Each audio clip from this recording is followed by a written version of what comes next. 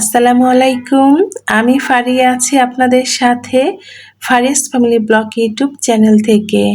কাছে এবং দূরে যে যেখান থেকে আমার আজকের এই ব্লগ ভিডিওটি দেখা শুরু করেছেন, আশা করি সবাই আল্লাহর অশেষ রহমতে ভালো আছেন, পরিবার পরিজন নিয়ে নিরাপদে আছেন। আলহামদুলিল্লাহ, আমি আমার পরিবার পরিজন নিয়ে ভালো আছি।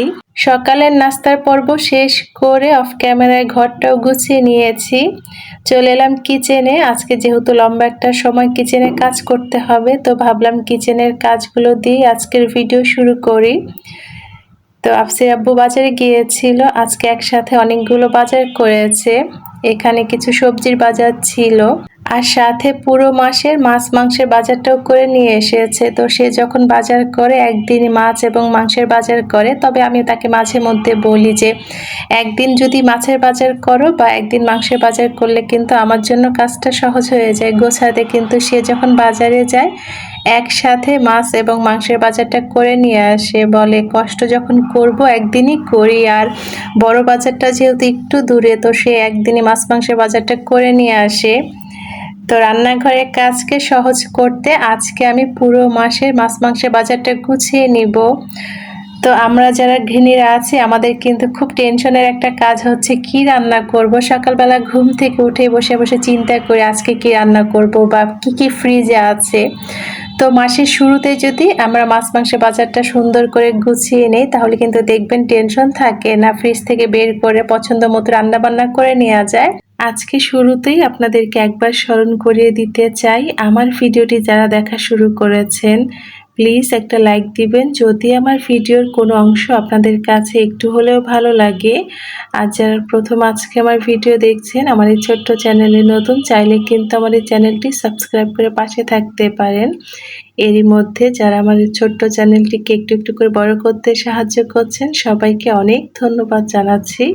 আমার যে সকল নীরব দর্শকরা আছেন, কখনো আমার ভিডিওতে লাইক করা হয়নি বা কখনো কমেন্ট করেননি বা সাবস্ক্রাইব করেননি এখনও, আপনাদের কাছে আমার বিশেষভাবে অনুরোধ থাকবে প্লিজ একটা লাইক করবেন, কমেন্ট করবেন, এবং যারা এখন আমার চ্যানেলটি সাবস্ক্রাইব করেননি সাবস্ক্রাইব করবেন।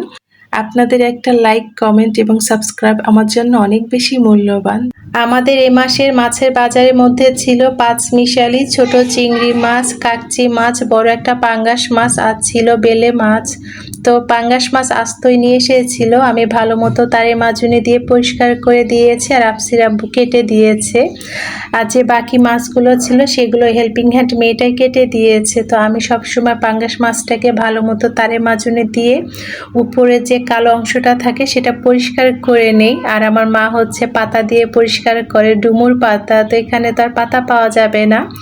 তো আমি তারে মাজুনি দিয়ে সুন্দর করে পরিষ্কার করে নেই। আর যদি পাঙ্গাস মাছ কেটে আনা হয় তখন কিন্তু দেখা যায় যে পিস করা থাকে মাছগুলো, সেগুলো পরিষ্কার করতে অনেকটাই কষ্ট হয়ে যায়। তো আমি আফসির আব্বুকে বলে দিয়েছিলাম যে অনেকদিন যেহেতু পাঙ্গাস মাছ খাওয়া হয় না, তো আস্ত একটা পাঙ্গাস মাছ নিয়ে আসবা, সেটা আমি ভালো মতো পরিষ্কার করে নিব, কেটে আনবা না। তো এখানে কিন্তু আমি পাঁচমিশালি, তারপর সাথে হচ্ছে বেলে মাছ ভালো মতো আমার প্রয়োজন মতো আমি প্যাকেট করে নিয়েছি। আর ছোট চিংড়ি মাছগুলো আর কাকচি মাছগুলো হচ্ছে আমি ফ্রিজে রেখে দিয়েছি। কাকচি মাছ তো দেখা যায় কাটার কোনো কিছু থাকে না, আবার ছোট চিংড়ি মাছগুলো আমি আমার প্রয়োজন মতো যেদিন রান্না করব সেদিন আমি পরিষ্কার করে নেব। আর এই মাছগুলো যেহেতু তাড়াতাড়ি কেটে নেওয়াই ভালো, তো এগুলো কেটে দিয়েছে। তো মাছের বাজার গোছানোর পরে আবার মাংসের বাজারটাও গুছিয়ে নিব।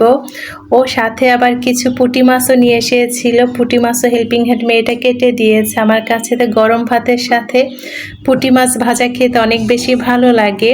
যেহেতু আফসির আব্বু একদিনে মাছ মাংসের বাজার করেছে, তো মুরগি আমি আস্তই ফ্রিজে রেখে দিয়েছিলাম একটু ধুয়ে, পরের দিন হেল্পিং হ্যান্ড মেয়েটা কেটে দিয়েছে। এখানে একটা লেয়ার মুরগি ছিল আর দুইটা ব্রয়লার মুরগি ছিল। তো আফসি অনেকদিন ধরে বলছিল মামুনি মোমো বানিয়ে দিবা, তো আমি এখানে ব্রয়লার মুরগির যে বুকের মাংসটা থাকে সেটা আলাদা করে রেখেছি, যে আমার বাচ্চাকে মিট বল, মোমো বা কাবাব খেতে পছন্দ করে, আমি বানিয়ে দিব। মাসের শুরুতেই যদি মাছ মাংসের বাজারটা গুছিয়ে নেওয়া যায় তাহলে কিন্তু কোনো টেনশন থাকে না, দেখবেন বরকতও পাওয়া যায়। তো আমি এখানে যে পরিমাণ মাছ মাংসের বাজার গুছিয়ে নিয়েছি, আলহামদুলিল্লাহ আমাদের পুরো মাস চলে যাবে।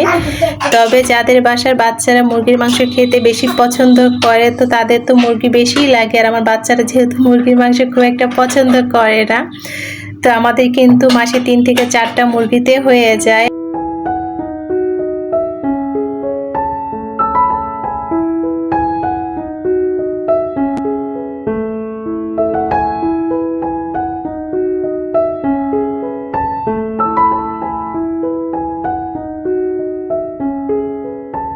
চলুন দুপুরের রান্নাবান্নার আয়োজন করি, সেই সাথে আপুদের কমেন্টের উত্তর দেই।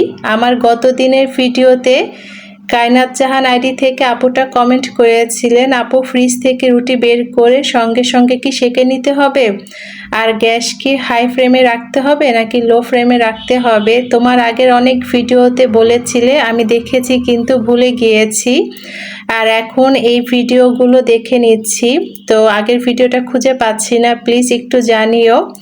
অনেক অনেক ধন্যবাদ জানাচ্ছি আপু আপনাকে এত সুন্দর করে কমেন্ট করার জন্য যে আপনি আমার আগের ভিডিও দেখেছিলেন। জি আপু, ফ্রিজ থেকে রুটি বের করে 1 মিনিট বাইরে রাখতে পারলে ভালো, তবে যদি হাতের সময় না থাকে তাহলে কিন্তু সাথে সাথে আমরা সেঁকে নিতে পারি। তবে এক্ষেত্রে চুলার আঁচ প্রথমে একদমই লোতে রেখে যখন রুটি একটু করে ফুলতে শুরু করবে তখন কিন্তু আমরা আঁচটা মাঝারি রাখলে দেখবেন খুব সুন্দর ফুলকো রুটি হবে।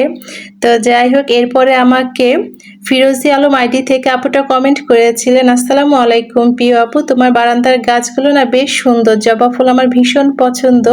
অনেকগুলো রুটি ফ্রোজেন করলে আপু কিভাবে হার্বাল তেল তৈরি করো? তুমি আমার একটা কমেন্টে একবার বলেছিলে যে আমিও বাড়িতে তেল তৈরি করি, একটা ভিডিও করে দেখিয়ে দিও কেমন, তাহলে আমাদেরও বেশ উপকার হবে, আমরাও তৈরি করতে পারবো। তোমার ভিডিও দেখে মাংস রান্না করলে আমাদের সকলেরই উচিত নিয়ম করে প্রতিদিন হাঁটা। আজকের ভিডিওটি অনেক বেশি ভালো লাগলো। ওয়ালাইকুম আসসালাম আপু, অনেক অনেক ধন্যবাদ জানাচ্ছি আপনার মূল্যবান কমেন্টের জন্য। ইনশাল্লাহ আপু, আমি যদি পরবর্তীতে হার্বাল তেল বানাই অবশ্যই আপনাদের সাথে শেয়ার করব। এছাড়া কিন্তু আমি এর আগের একটা ভিডিওতে দেখিয়েছিলাম, যে ভিডিওটা আমার চ্যানেলে আছে। তো যাই হোক, ইনশাল্লাহ অবশ্যই চেষ্টা করব আমার কোনো একটা ভিডিওতে আমার হার্বাল তেলের যে রেসিপিটা আছে সেটা শেয়ার করার জন্য। তো আমি কিন্তু অনেক বছর ধরে বাসাতেই হার্বাল তেলটা তৈরি করে থাকি আলহামদুলিল্লাহ।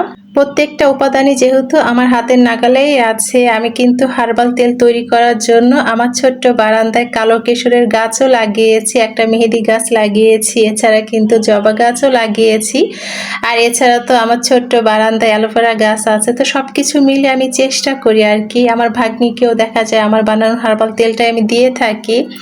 তবে চুল পড়া কিন্তু মোটামুটি ভালোই কমেছে আগের চাইতে। তো যাই হোক, আজকে একটু ধুন্দুল রান্না করব ট্যাংরা মাছ দিয়ে। তো মাছের বাজারটা গোছানোর পরে কিছুটা ট্যাংরা মাছ আমি রেখেছি আজকে রান্না করার জন্য, আর সাথে আমি অনেক আগে কচু ফ্রোজেন করে রেখেছিলাম, মানে সিদ্ধ করে রেখেছিলাম, সেই কচু দিয়ে ছোট চিংড়ি মাছ দিয়ে রান্না করব, আর সাথে এই যে আলু দিয়ে ধুন্দুল দিয়ে ট্যাংরা মাছের রেসিপি। এই হচ্ছে আমাদের আজকে দুপুরের মেনু।